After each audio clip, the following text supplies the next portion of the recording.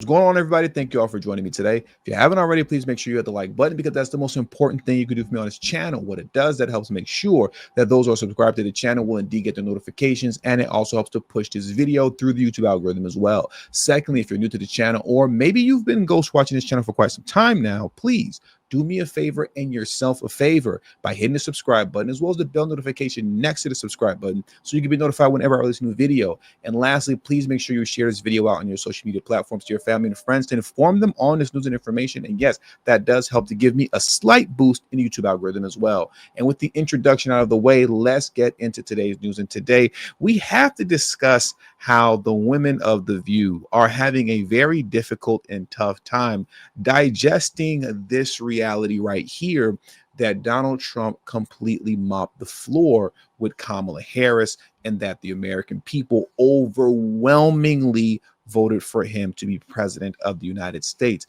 not just winning the Electoral College, but winning the popular vote as well. They're having a hard time digesting this.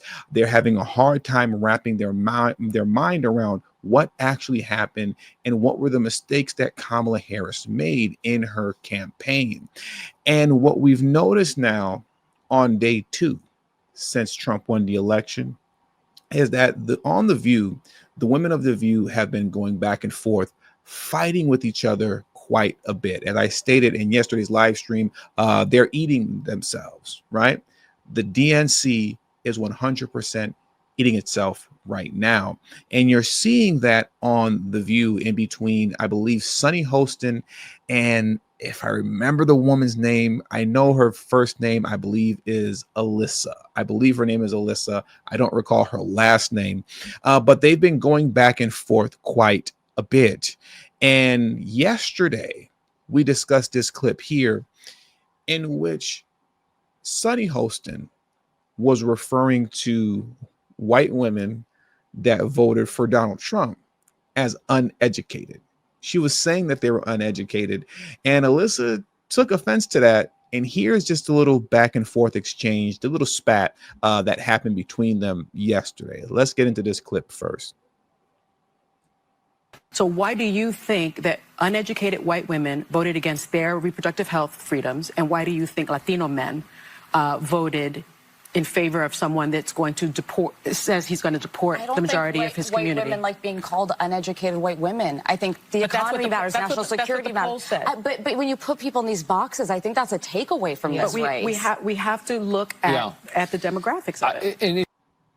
See, now that's not what the polls say. Right? Sonny said that's what the polls say. And I had to look it up for myself because I've never seen an exit poll refer to anyone as being uneducated. That's not what the polls say. But what they do say is that they break down demographics and whatnot between those who are college educated and non-college educated, or I should say non-college graduates. As you can see here, it shows white women, college graduates, white women, non-college graduates, right? So we don't have to belabor that point too much. You see what's going on right here. And Sunny, for the most part, she's just kind of mad, bitter, and angry, in my opinion, intentionally, purposefully referring to white women who voted for Trump as being uneducated, when in fact the term on the polls, as they have always been, is non-college graduate. Right? It's a non-graduate. But this beefing and infighting and going back and forth on The View extended now up until today at this point, and I think is going to keep going moving forward, so much so to the point that somebody's going to have to leave. I don't think this can carry on for much longer, as The View is pretty much imploding on itself.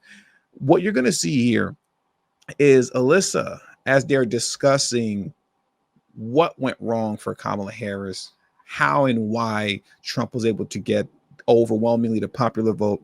You're going to see Alyssa try to give some critique towards the Democrats, and Sonny's not going to have any of it. And this then is going to spark, a bit of a riff, a bit of a tiff that Whoopi Goldberg is going to have to step in and break up. Let's get into this very quickly. Might have been her best speech she's given. I think she ran this race admirably. I think the greatest politician of all time would have struggled to, in 3.5 months, overcome somebody who's been running for a decade.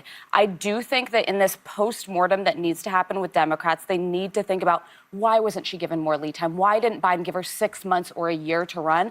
But there's bigger pictures. That's a micro. There are some macro issues here. The fact that the nation elected somebody like Donald Trump, who even people who voted for him, I talked to so many of these people, will say, I don't like him. I don't like the things he says, but I felt like my life was better under him. I think that a lot of Democrats missed the moment. They were looking at the micro and not the macro. Do you think the Republicans missed the moment? What about a postmortem on the Republican Party, which is the Trump Party right now? They just swept, though. Here goes Sonny, not able to just sit and listen to genuine, honest critique, towards the Democrat Party. But what about the Republicans? And she looks so mad and bitter, doesn't she? She looks so bitter, but I'll let the video carry on. I mean, I've been talking about what I'd like to see from the Republican Party. They won, but they're morally bankrupt. But America just gave them. So let me just make my point here. So you have people talking about, well, how did he win Michigan? Because Democrats are saying, oh, she should have talked more about Gaza. No, union halls were empty. Dearborn went for Donald Trump. This is not about a micro issue like Gaza. It's people saying the cost of living is too high. The wages are too low. My life felt better under him. And I know what we'll say.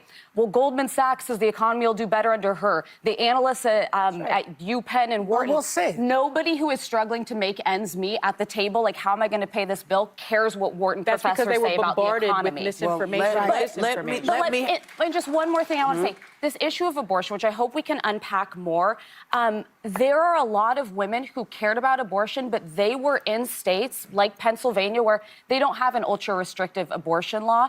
They were voting more because they're like pocketbook issues matter more than if a woman in Alabama is able to get an abortion. But they're going to do worse under a Trump administration. The only people that are going to do well are the millionaires and the billionaires. And finally, we talk a lot about these. So, Sonny's so upset and besides herself. But the thing is that, what Alyssa, if I'm saying her name right, she's correct. And this is something that literally almost everybody said. Everyone collectively throughout the entirety of the election season will say, we're saying that we don't know what her policies are. What does Kamala Harris actually stand on? If she would have actually really focused more on pinpointing on what her policies actually are and laying in laser focus on that versus being fixated on just attacking Donald Trump and referring to him as the man with the small mustache, she might have actually done better. But the fear mongering fell apart, and that is the problem. The fear mongering no longer worked, and people are actually tired of it. So when you're fear mongering me versus telling me specifically what you're going to do for me if I get you into office concerning how high the price of groceries are and the cost of living is, when all you want to do is focus on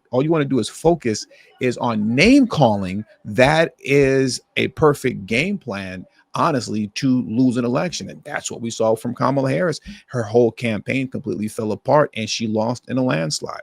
But let's let the women of the View continue on. Different demographics and these assumptions of where they're going to go. Latinos in Texas, a district that's 97% Latino, went 75 percentage points for Donald Trump. Why? Misogyny. It's on the border. The border crisis is on their doorstep. And they were begging people to care about it for years. We need to take some lessons. That's what that was. The lessons are not knock, misogyny. knock. Who's there? Oh my gosh, it's Whoopi. Hi, Whoopi. Sorry. So she had to step in and break it up. Sonny is embarrassing herself because, like Alyssa was saying, they voted overwhelmingly for Donald Trump because common sense tells you that they're sick and tired of the migrant crisis.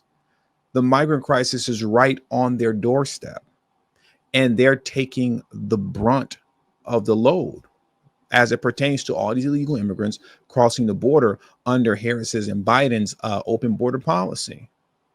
That was why they voted for Trump the way that they did. For almost the entire year, I'd say, in 2024, this year, the border was the top issue. Immigration was the top issue in this country, right? Immigration and then the economy. And when you're not seriously addressing any of those things, but instead you're engaging in name calling. Once again, that's the perfect recipe to lose an election. And you see Sonny, who honestly, she's just making herself look extremely ignorant, as Alyssa is coming with common sense, talking about how, well, Texas is dealing with the brunt of the migrant crisis, and that's why they voted for Trump. She's sitting here talking about racism and misogyny, racism and misogyny, racism and misogyny. And that's just not a winning formula when that has nothing to do with anything. I 100% believe that if you swap out Kamala Harris and you put in her place Tulsi Gabbard, if she was running as a Democrat, Tulsi Gabbard would have done significantly better against Trump, significantly better. It had nothing to do with any type of misogyny and racism.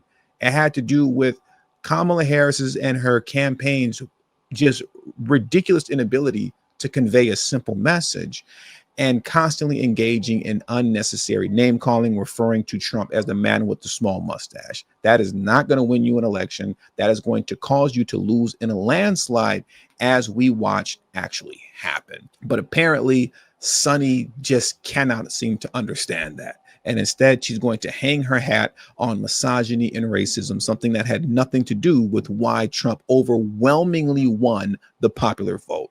But with all that being said, that does it for today's news. So please hit the like button on your way out. Subscribe to the channel if you're new to the channel. Share this video out on your social media platforms. And also don't forget to follow me on Telegram and Rumble. Please follow me on Telegram and Rumble. That is extremely important. Both my Telegram and Rumble link will be in the description box below and pinned in the comment section as well. Thank you all for your time, and to the next video. Peace and have a great afternoon.